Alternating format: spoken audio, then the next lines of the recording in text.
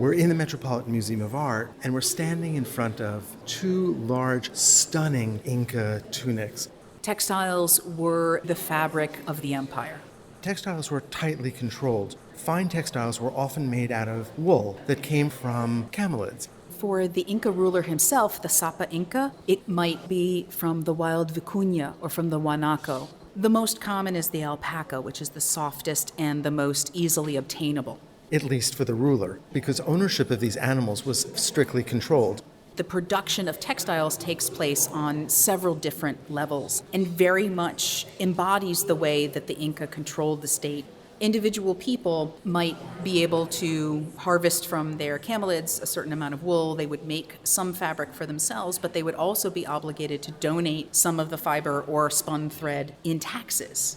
You also had, at the very upper end, what were called the Aclas. They were women who were taken by the Inca state, kept cloistered, and taught to weave the finest of textiles. They became the weavers for the state.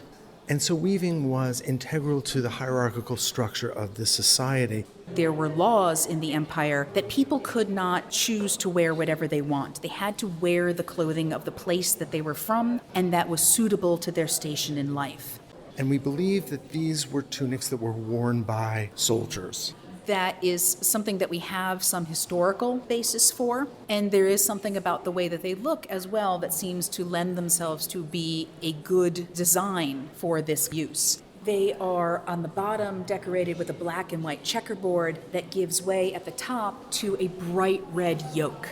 When you look at them as a pair, you can start to see what happens when you place multiple tunics next to each other. You get a camouflage effect. You start to have a breaking up of contours. And so you can try to imagine an entire army of men wearing these identical tunics. You can't tell how many of them there are. And at first glance, it seems as if these squares have been painted. But when you look closely, you realize that this is all woven. These kinds of textiles were woven as a single piece. They would have been created on the loom. The gap for the head would have been made in the process of weaving, and then the piece would have been folded over and sewn together at the sides to create the tunic itself.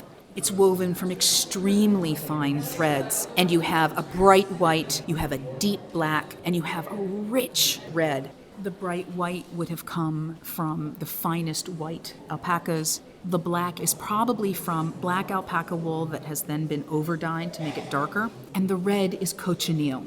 It comes from the dried bodies of insects that live as parasites on cactus. And it takes an incredible number of them to make even a small batch of dye. But what you get is this rich, deep crimson that lasts. The alternation of black and white squares against the red is powerful. There's an energy that is produced, but it also reminds me of the stepped architecture throughout so much of the Peruvian region.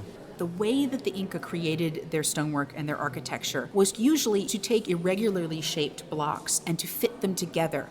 However, when you look at the highest status structures, what you start to find is standardized shaped blocks in regular courses, and that's what we see here. You also have the fact that by dressing each warrior in this tunic, you create a unit that then fits into a greater whole. So it does work within this idea of the organization of architecture.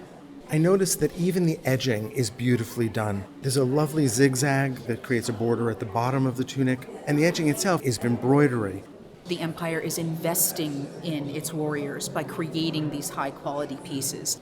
These are in incredibly good condition, considering their age. It is frequently because of coastal conditions that we have a lot of these pieces. They were pieces that had come to the coast as part of the Inca conquest and had ended up in burials in those areas, and they were preserved because of the dryness of the coast. Weaving was important to the Inca. The idea that as something is being woven, life is being given to it, that it has a certain spiritual existence. Something like this is more than just clothing. It is something that is.